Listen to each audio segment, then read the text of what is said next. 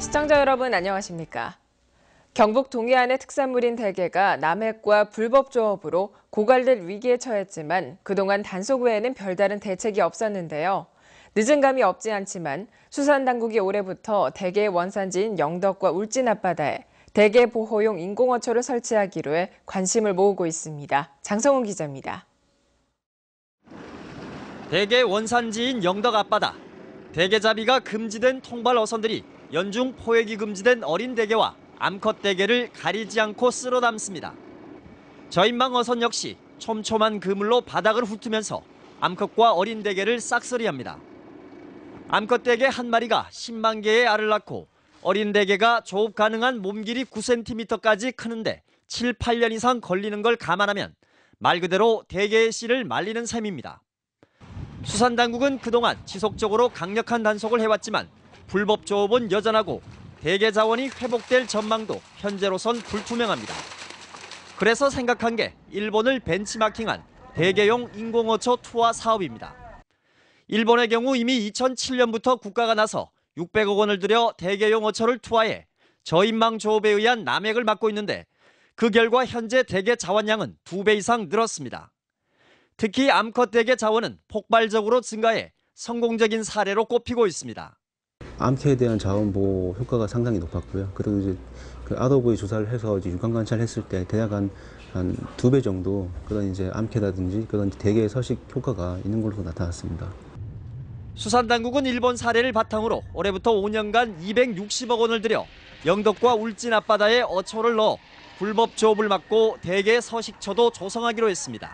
치개들의 보호를 목적을 위해서 이 일정 대상 수역을 이제 정해서 그 수역에 대해서 보호초를 설치를 해서 그 일정 부분이나마 대게 치개가 이제 안정적으로 서식하고.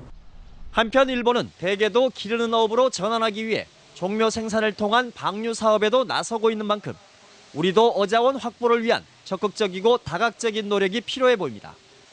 MBC 뉴스 장성훈입니다. 스마트폰 보급이 늘면서 게임도 컴퓨터로 하는 시대가 지나가고 모바일 게임이 대세로 자리 잡고 있습니다. 지역의 게임 업체들도 2조 원에 육박하는 국내 모바일 게임 시장에 뛰어들고 있습니다. 한태영 기자가 보도합니다. 지역의 한 게임 개발업체 직원들이 모바일 게임 개발에 여념이 없습니다. 다른 회사가 출시한 모바일 게임을 직접 해보면서 어떤 부분이 강점인지 또 약점은 무엇인지를 꼼꼼히 살핍니다. 컴퓨터로 하는 게임과 스마트폰으로 하는 모바일 게임은 다른 점이 많아서 고민도 그만큼 많습니다. 모바일 같은 경우에는 1년마다 장비 성능들이 변하기 때문에 어느 정도의 저사양 장비까지 지원해야 되는가? 그런 것들까지 고민해야 돼서 조금 더 어려운 것 같습니다. 그동안 컴퓨터로 하는 온라인 게임 개발에 전념했던 이 회사는 모바일 게임 쪽으로 무게 중심을 옮기고 있습니다. 지난 2009년 모바일 게임이 국내에 보급된 이후 해마다 시장 규모가 커지면서 올해 2조 원에 달할 것이라는 전망이 나오자 본격적인 경쟁에 뛰어든 겁니다. 기존의 온라인 게임은 그대로 유지가 되고 새로운 쪽이 좀 더 많이 발전할 것으로 그렇게 예상하고 있습니다. 투자하기에 적절한 시점이라고 생각합니다. 지역의 다른 게임 업체들도 이미 모바일 게임 시장에 진출했거나 진출을 준비하고 있습니다. 이에 따라 지원 기관들도 지역 업체들의 모바일 게임 시장 진입과 마케팅 등 다양한 지원책을 마련하고 있는데 국내 시장이 포화 상태에 있다고 보고 동남아시아 등 해외 시장 진출 쪽으로 가닥을 잡고 있습니다. 30억 내지는 100억 정도의 투자를 해서 마케팅을 할 수 없는 상황이기 때문에 이 새로운 신흥 게임 시장으로 진출하는 게 오히려 도움이 될 거라고 저는 생각합니다.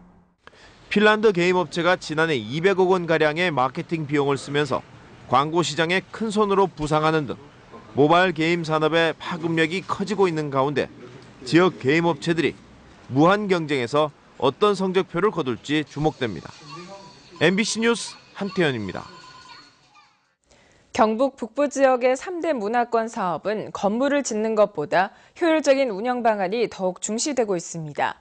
운영비 확보와 효과적인 콘텐츠 개발 등 운영 방안에 대한 공론화가 시급해 보입니다. 조동진 기자의 보도입니다.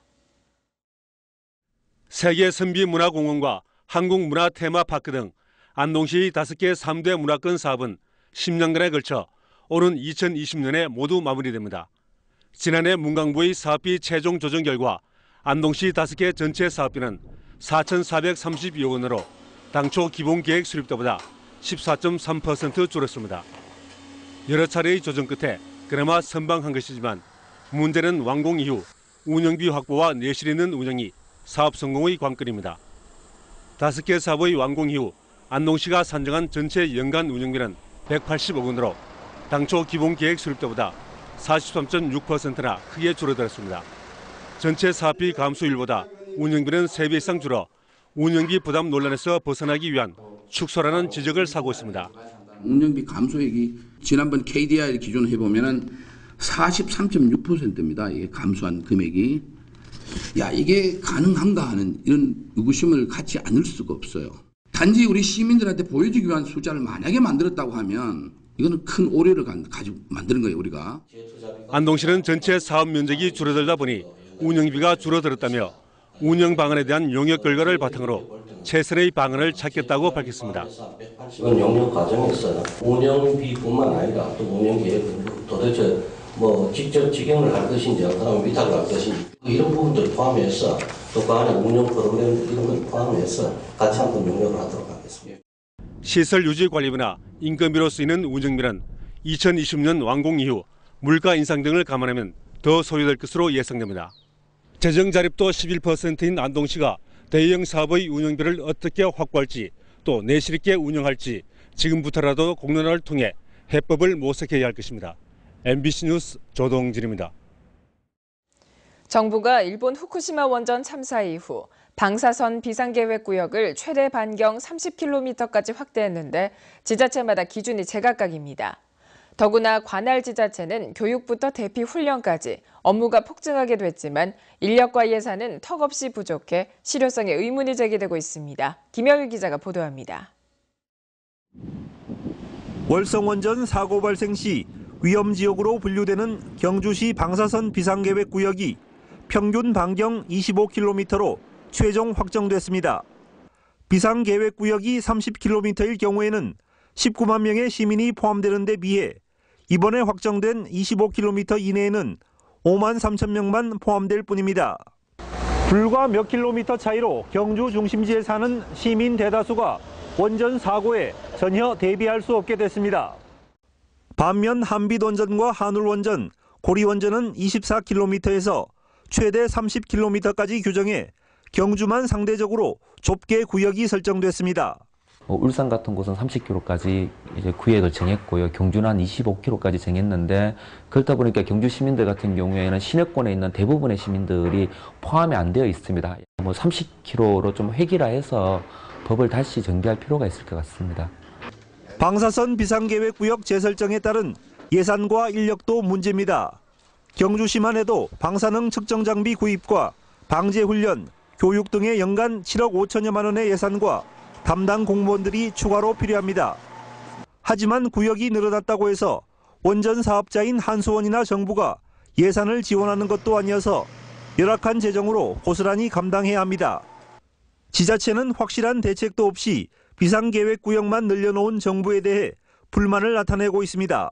근데 아무런 조직이라든가 이런 것도 아무런 저거 없이 그냥 무조건 이것만 늘리라고 해놓으면은 진짜 저기 지방에서는 상당히 힘들잖아요. 이것도 준비하고 대응하려면.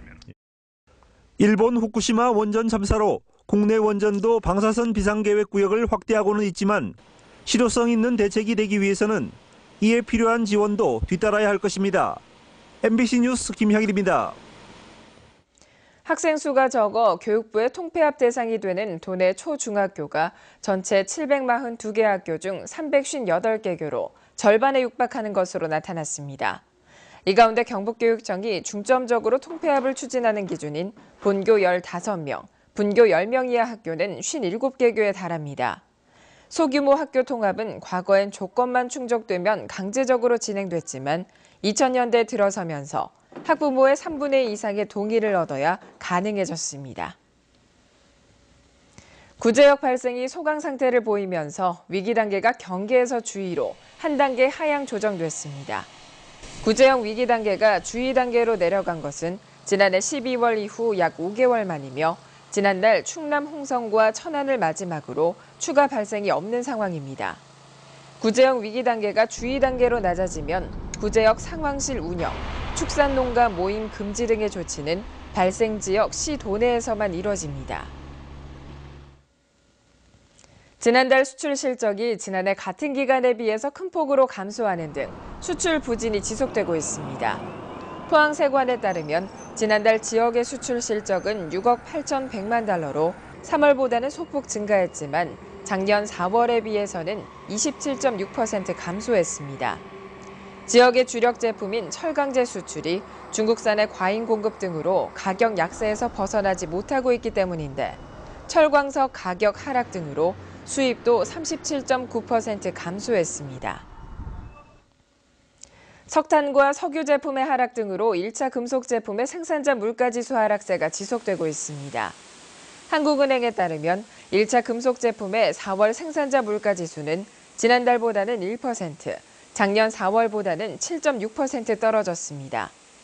품목별로는 열형 강판이 1년 전보다 16.5%, 슬래브는 6.7%, 선철은 7.4% 하락했습니다. 생산자 물가는 생산자가 시장에 공급하는 상품과 서비스의 도매 물가로 통상 한두 달 뒤 소비자 물가에 반영됩니다.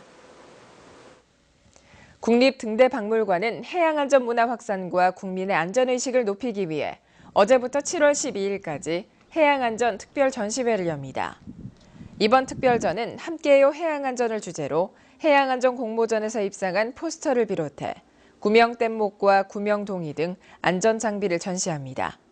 또 안전장비 사용법을 직접 체험해 볼 수 있는 해양안전교실과 종이 구명정 만들기, 선박 색칠하기 등 다양한 체험 프로그램도 함께 마련됩니다.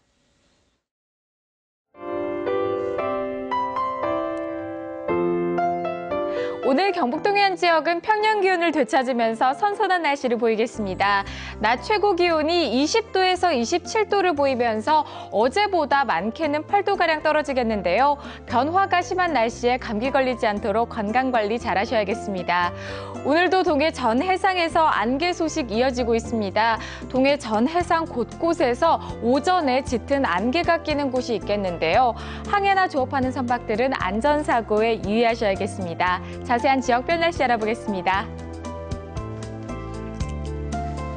오늘 경북 동해안 지역은 구름 조금 지나는 가운데 맑겠습니다.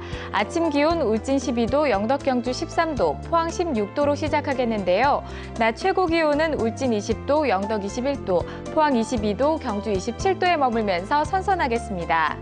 울릉도와 독도도 구름 조금 지나는 가운데 맑겠는데요. 아침 기온 울릉도 독도 14도로 시작하겠고요. 낮 최고 기온은 울릉도 18도, 독도 16도에 머물겠습니다. 오늘 동해 전 해상 구름 조금 지나겠지만 맑겠습니다. 바다의 물결은 0.5에서 2m로 잔잔하겠습니다. 내일부터 다음 주 주말까지 고온 현상 이어지겠습니다. 날씨였습니다. 포항 MBC 뉴스투데이를 마칩니다. 시청해주신 여러분 고맙습니다.